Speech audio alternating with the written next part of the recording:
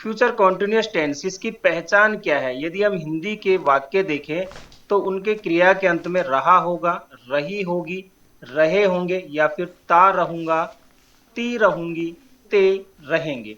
इस तरह के कुछ वर्ड होंगे जो आपको पहचान के तौर पर काम आएंगे। लेकिन देखिए, इसके बारे में भी मैं आपको बताऊंगा कि इस तरह की पहचान में भी बहुत सारी चीजें बनती हैं। मतलब किसी और सेंस में भी हम वुड का भी यूज कर जाते हैं कई बार। तो ये सारी चीजें हैं, तो उसके बारे में मैं डिस्कस बताऊंगा। अभी जो है प्रेजेंट कॉन्टिन्यूअस, मतलब कोई कार्य फ्यूचर हो रहा होगा या चल रहा होगा उस समय, क्योंकि हम बात किसकी कर रहे हैं? आने वाले समय की। मेन वर्ब मैंने पहले ही बताया है कि जितने भी कॉन्टिन्यूअस टेंस होते हैं उनमें फर्स्ट फॉर्म वर्ब की फर्स्ट फॉर्म के साथ आईएनजी का प्रयोग किया जाता है। हेल्पिंग वर्ब के लिए हम शैल बी और विल बी का यूज करते हैं। शैल बी का यूज आई और वी के साथ करेंगे, ये जो हमारे आई और वी सब्जेक्ट है इनके साथ। और विल बी का यूज अन्य सभी जो बाकी जो भी सब्जेक्ट है या जो भी पर्सन है उसके साथ हम विल बी का यूज करेंगे। सबसे पहले These days, there सबसे पहले लेते हैं अफर्मेटिव सेंटेंसेज, वो सेंटेंसेज जिनमें ना कोई प्रश्न किया जाता है और ना ही नॉट का यूज होता है। हिंदी में कहे तो नहीं शब्द का यूज नहीं होता। इसकी स्ट्रक्चर देखो, सब्जेक्ट, फिर सब्जेक्ट के अनुसार आप शैल बी या विल बी का यूज करोगे, फिर वर्ब की फर्स्ट फॉर्म में आईएनजी और फिर ऑब्जेक्ट या अदर वर्ड हो तो उसका यूज करोगे। मैं खेलता रहूंगा, यानी मैं खेलता रहूंगा, यानी फ्यूचर में कोई कार्य जारी रहेगा किसी समय, तो मैं खेलता रहूंगा। तो आई के साथ यूज करोगे आप शैल बी और playing, play plus ING, playing. वह कपड़े धो रही होगी, यानी वह कपड़े धो रही होगी, मतलब वही है कि फ्यूचर में कोई कार्य जारी रहेगा। तो she will be washing the clothes, हम आपके साथ जा रहे होंगे। We shall be going with you, Kavita आपका इंतजार करती रहेगी। Kavita will be waiting for you, वे शाम को क्रिकेट खेल रहे होंगे। They will be playing cricket in the evening. तो बहुत ही बेसिक कॉन्सेप्ट है, बिगनर्स के हिसाब से भी बनाया गया है। अब इसको मैं आगे, मैंने कहा ना कि इसका वास्तव में करेक्ट यूज क्या है वो भी मैं आपको आगे बताऊंगा, क्योंकि ये तो एक सामान्य कॉन्सेप्ट है, लेकिन रियल में हम इसको कंडीशनल के रूप में यूज करते हैं, तो उस पर भी मैं डिस्कस करूंगा। पहले आप इस बेसिक कॉन्सेप्ट को समझ लीजिए।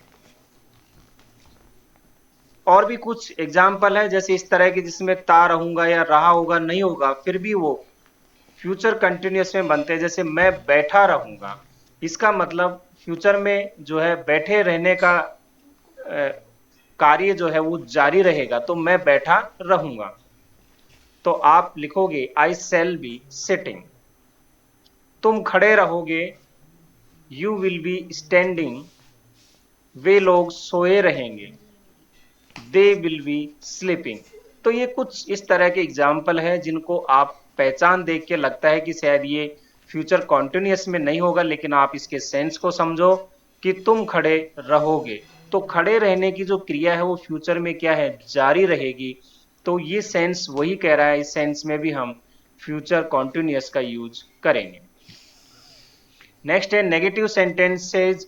और नेगेटिव सेंटेंसेज क्या होते हैं? जिनमें नॉट या हिंदी में नहीं का प्रयोग किया जाता है।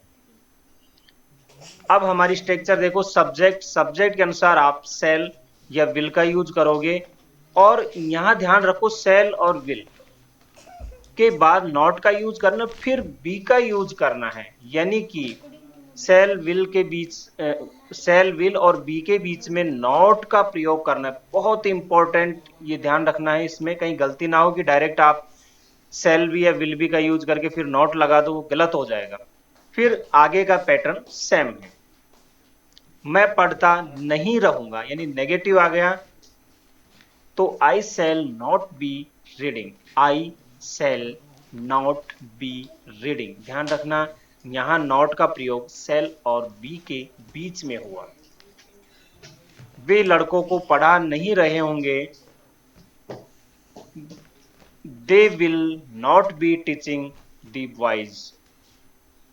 कुत्ता नहीं भौंक रहा होगा, the dog will not be barking. हम काम नहीं करते रहेंगे, we shall not be working. Interrogative sentences वो सेंटेंसेज होते हैं जिनमें प्रश्न किया जाता है क्या से, और जिसका आंसर यस या नो में होता है। इसका पैटर्न है सेल या विल का यूज करोगे आप सब्जेक्ट के अकॉर्डिंग, फिर आप सब्जेक्ट लिखोगे, इसके बाद बी का यूज करोगे। यही हमें ध्यान रखना है, बाकी तो पैटर्न सेम है। क्या वह पढ़ता रहेगा, तो प्रश्न किया जा रहा है क्या वह पढ़ता रहेगा, तो इसका आंसर होगा यदि रहेगा तो यस और नहीं रहेगा तो नो। सबसे पहले आप सब्जेक्ट देखो क्या है, वह यानी लड़के की बात हो रही है, ही का यूज हम करते हैं। तो सबसे पहले आप हेल्पिंग जो वर्ब है यानी विल का यूज करोगे, फिर ही लिखोगे, फिर बी लिखोगे, तो विल ही बी रीडिंग। क्या वह अपना पाठ याद कर रही होगी, बहुत ही आसान है। चलिए आप बनाइए, आपको समय देता हूं मैं 10 सेकेंड का। मन में सोच लिया होगा, बहुत आसान है। चलिए देखते हैं क्या होगा। Shall she be learning her lesson, यानी क्या वह अपना पाठ याद कर रही होगी। क्या वे खेलते रहेंगे, तो विल दे बी प्लेइंग। बहुत सिंपल है, केवल कॉन्सेप्ट पकड़िए। अब है इंट्रोगेटिव एंड नेगेटिव, यानी जिसमें क्या से प्रश्न भी किया जाता है और नहीं यानी नॉट भी लगाया जाता है।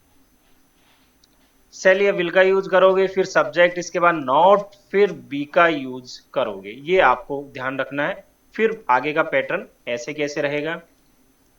क्या वह पढ़ता नहीं रहेगा, तो क्या भी है और नहीं भी है।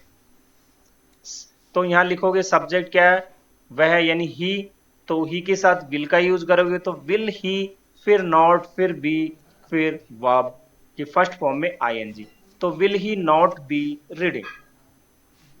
क्या वह अपना पाठ याद नहीं कर रही होगी, तो will see not be learning her lesson.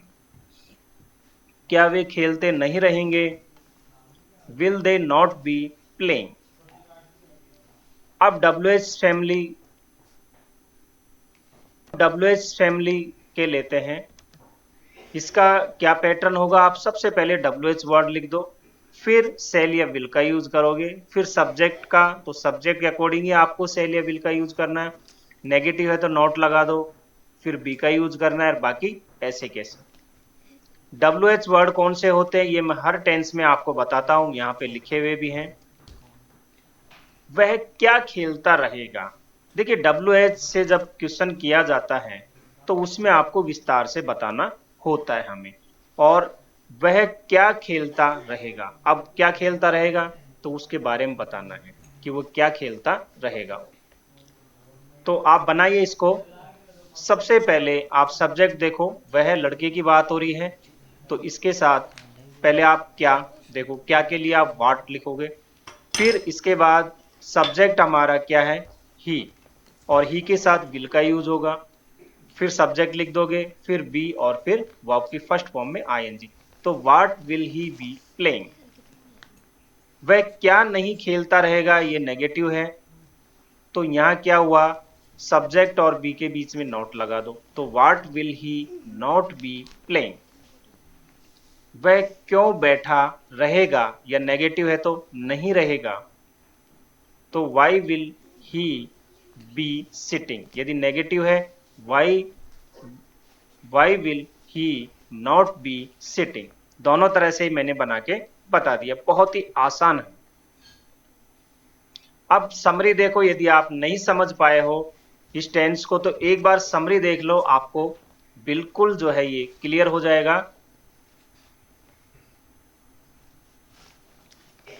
ये हमारा हुआ अफर्मेटिव, ये negative, interrogative, interrogative and negative, ये हमारा WH हो गया और WH का ये नेगेटिव हो गया।